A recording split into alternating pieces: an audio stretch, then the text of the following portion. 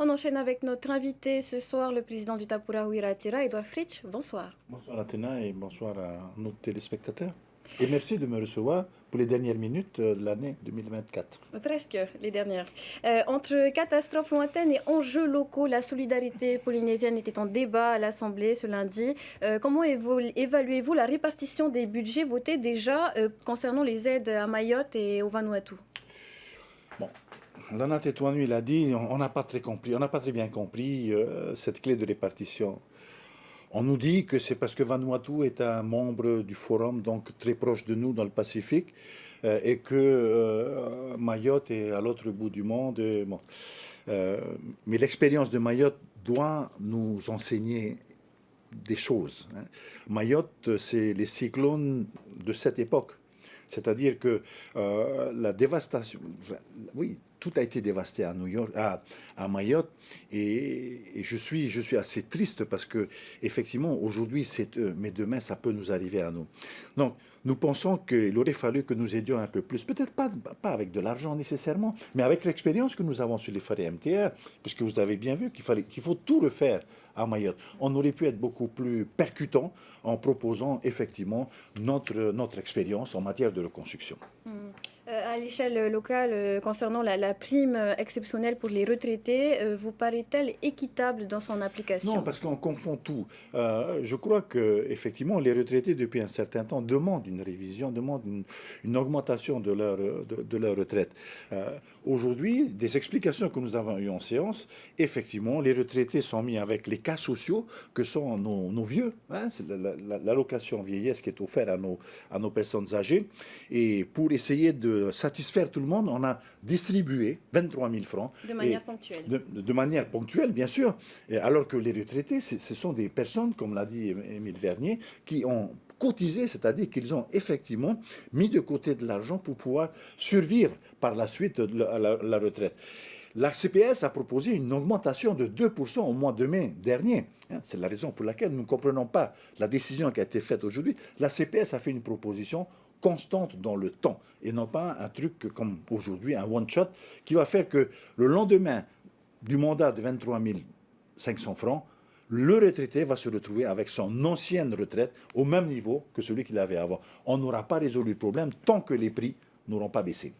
Autre sujet du jour, le maintien de la cotisation exceptionnelle pour l'équilibre de l'assurance maladie du régime des salariés, une cotisation payée par les Oui. employeurs. Vous craignez que l'exception devienne la règle? Bien sûr, puisque cette mesure avait été prise pour 4 ans, en accord avec les acteurs économiques du pays, les salariés et le patronat. Et aujourd'hui, donc, on vient prolonger. Mais comme on l'a dit en séance, attention, cette mesure qui va effectivement nous aider à sauver le régime santé est en train de déséquilibrer les autres régimes. Savez-vous que pour l'année prochaine, on attend un déficit de près de 600 millions, ou un peu plus, pour tout ce qui est allocation familiale, vieillesse, allocation familiale et handicapé. Et idem pour ce qui est accident du travail, des régimes qui ont toujours été positifs. Donc, le fait que l'on prenne des mesures transitoires vont déséquilibrer les autres régimes. L'urgence est donc une fois encore à la fameuse réforme de la PSG. Voilà. On y reviendra dans un instant. Avant cela, il donne les grandes lignes de l'année à venir, le budget 2025. Rien de nouveau à l'horizon. C'était vos propos sur notre plateau avant l'adoption de ce budget. Est-ce toujours d'actualité? Vous avez entendu autre chose que ce qui a été dit pendant l'examen du budget? Je ne crois pas. Et ça Il y a devient... eu des investissements annoncés, quelques petits changements. On pense notamment à la taxation des produits sucrés, une taxation renforcée. Ah non. Tous ces changements-là Oui. sont-ils justifiés aujourd'hui? Non, oui, effectivement, vous avez raison, mais je pensais qu'on a... Je voulais pas, je veux pas aggraver. Nous sommes à la trêve, nous sommes en période de trêve des confiseurs.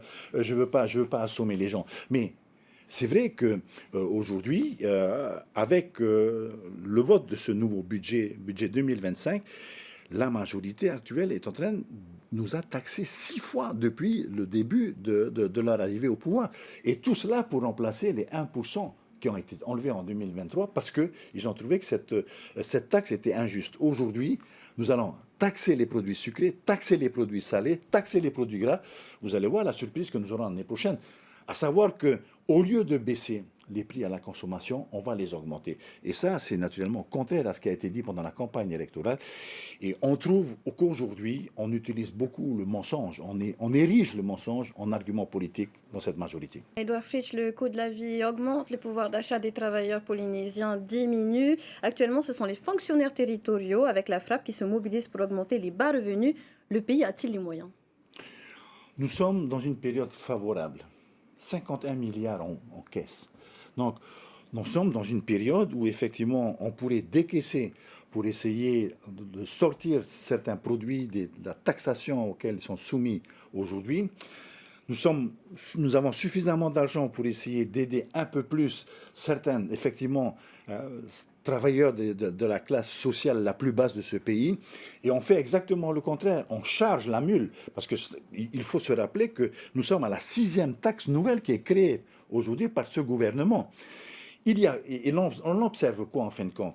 Tant que ce coût de la vie ne va pas baisser, les employés, les salariés vont se faire les échos des populations qui aujourd'hui souffrent beaucoup. Qu'est-ce qu'ils demandent en fin de compte lorsqu'on demande d'augmenter son salaire? C'est parce qu'on trouve effectivement qu'aujourd'hui on n'a pas les moyens suffisants pour nourrir sa famille.